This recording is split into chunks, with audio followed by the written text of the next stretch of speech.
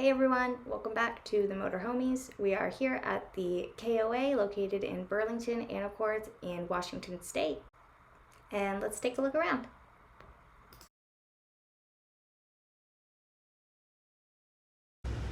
Alright, and this is the entrance to the KOA.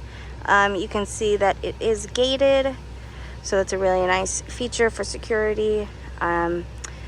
So we just had to kind of hop out and go to the registration to check in, and then afterwards they open up the gate. There is security on site, so it feels really nice and secure. So once you enter,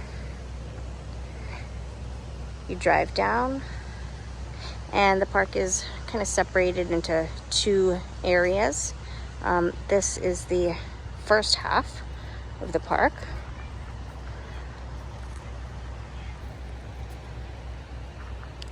So they do have full hookup RV sites. They also have cabins for rent, and I think I saw a teepee or two as well, which is pretty cool. So you don't have to have an RV to stay here. You can also rent those other type of accommodations. So here's the office. In here they do have a shop with those basic items that I mentioned. So this is where you'll find all of that. Seems like they're usually open till about 6 o'clock. After hours though, I was told that the security guard could help us if we needed anything, which is really nice. Here's a rental station. So there's lots of stuff here that you can rent. Little bikes, there's 4-person ones, little pedal carts. I don't think you can actually rent the golf cart. We tried, but there is some cool options here. So over here, just past the office, we've got in over there. Yep, over here we've got Gaga Pit and a volleyball court, and there's some back-end grass sites as well. So you go in there, go across the bridge.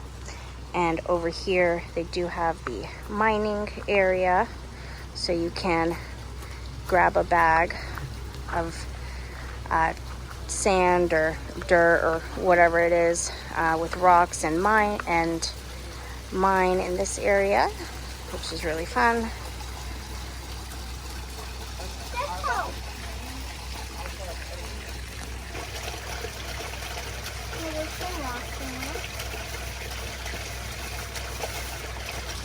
There you go.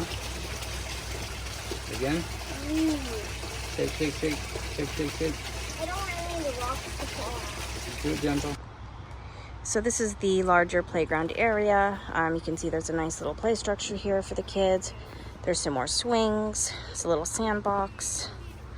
And it's directly across from some sites. I did forget to mention that you can also bring tents to this KOA. There's a few tent sites there that you'll see. So not a lot of KOAs allow tent camping as far as I know. And you can also see some of the cabins over there. There's also some more cabins on the other side of the park where we're staying. We're kind of staying on the back half behind a creek area. You have to go over a bridge to get there. It's a really narrow bridge, so I'll show you guys that in just a minute. But once you get over there, there's a whole nother section of RVs, sites, and a few more cabins as well. And they're really nice because they kind of back up right onto the forested area. So I really like that. So if I had to stay in a cabin, definitely seems like a good place to be. All right, so just up here is that narrow bridge that I was mentioning. So behind here is a whole nother half of the RV park. To get to this back half, you do have to drive your rig over this really narrow bridge. Definitely got a little bit nervous, but my husband did a great job driving, and we made it over safely. Yeah, and we have a... So what's underneath the bridge? Well, it's a really cool creek. I think it's called Friday Creek.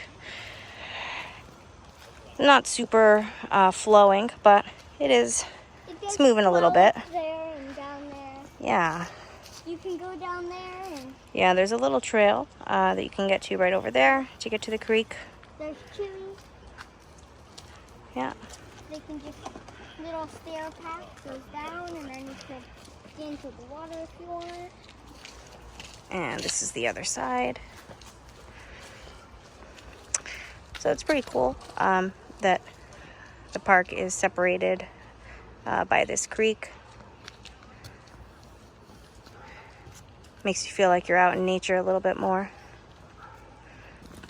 All right, and as you get over the bridge, you'll see the back half of the RV park. So there's a lot more sites back here. We've got different variety. There's pull through, back in. Some have concrete patios, some don't. Over on this area is the dog park and the inflatables that I mentioned earlier. So you can see there is a really nice view of the mountains and the trees from here. It's a really nice spot, even though it's right off the freeway. I mean, you can't really hear any noise from the highway. It's not that close, but it's still an easy drive. So we were really lucky, and we were able to get an end spot. So this is our coach right up here. You can see we've got a nice amount of grass. There's a little bench on a concrete slab. There's a little in-ground fire pit. There is a burn ban going on right now, so we can't use that, but we do have our propane fire pit if we want to do that.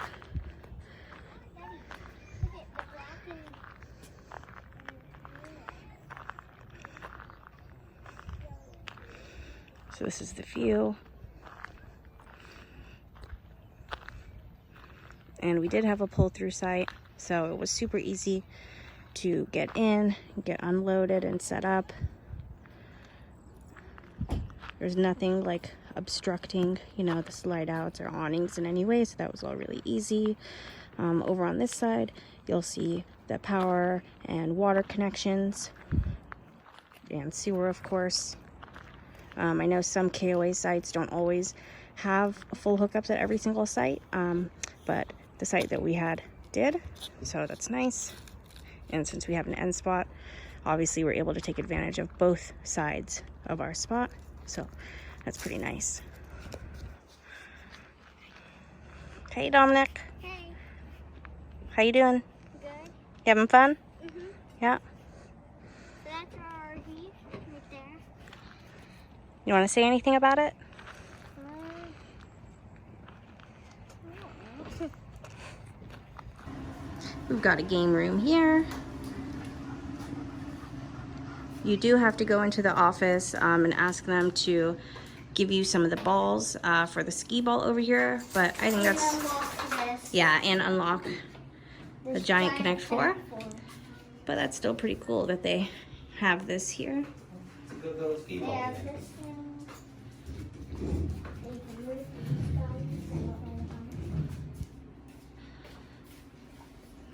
So we've got foosball, Giant Connect 4, and skee ball. I think that I could just put it in. Back here is one of the bathhouses. So if you can't use your RV for some reason, you can use the bathroom, and they are all locked using coded entrance. So there's no strangers going in and out that aren't staying at the park. You'll see there's some more of those cabins that I mentioned earlier, the ones that back onto the forest, and a teepee. So I really like the location of those cabins. I think it's pretty cool. So one of the cool things about KOAs is that they often have activities for the kids and the families, and today they happen to have a foam party, which is super fun. So they've got music, a bubble machine, and the kids are having a great time. All right, guys, so we are back home now, and we spent about 3 nights at the KOA, and we had a great time. Overall impressions were the park was really nice and clean. There was a lot of staff around keeping an eye on things, which was nice. We stayed at a different KOA before that, and there was literally only like 2 staff members around the whole park, and they were super busy. And I felt honestly kind of bad for them because they were so busy. So this park was a really nice change from that. There was security driving around really often on their little golf carts. So there was always people around if you had questions or problems. They had people picking up trash, just keeping the area looking nice. The store was always open, or during the opening hours. It didn't just close down randomly at any time. There was always someone on site. So that was really nice, and there was security guard that lived on site as well. So if anything went wrong in the evenings, there was always someone you could go to. So I really appreciated that part of the park. Besides that, our site was really nice. You'll see in our map here that we stayed in site 217, which is in the first one in the middle row of the red section. So the red section there you'll see is the pull-through 30, 50 amp sites with full hookups. So there are different um, categories of sites according to the legend in the corner. So you'll see there's a variety of sites based on what you need and require for your coach or tent or cabin if that's what you want. But basically, yeah, so you can see the big blue creek running down the middle. So that's kind of that separates the two sections of the park that I talked about. And that super narrow bridge obviously runs over that creek. So if you stay on the back side of the park, you are going to have to drive over that bridge. So if you're not comfortable doing that, which I totally understand, then I would suggest getting a spot in the front section. Um, might be a little bit harder to do because I don't think on KOA sites, the reservations, you can see which site you're getting. You can only choose like the specific category. But I guess if you chose, one of the yellow category, then you'd probably be pretty safe in knowing that you'd be in the front part. But besides that, we had a really great time. I would definitely go back again. I'm already thinking about, when the next time we can go is. It's a really easy drive from where we live right now, just about an hour north. So it's a great location, right off the freeway, but also not too close to the freeway. So it was a few minutes drive off the freeway, but super easy drive.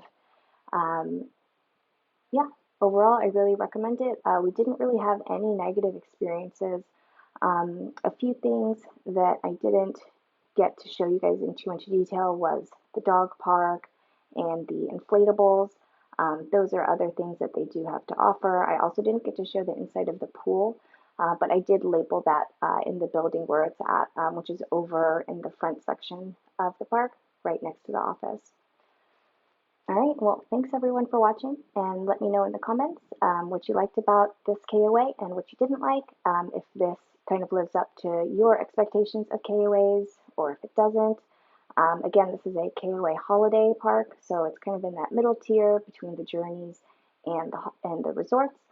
So it's got a lot of those amenities, but maybe not as much as the resort version. I was still very happy with it.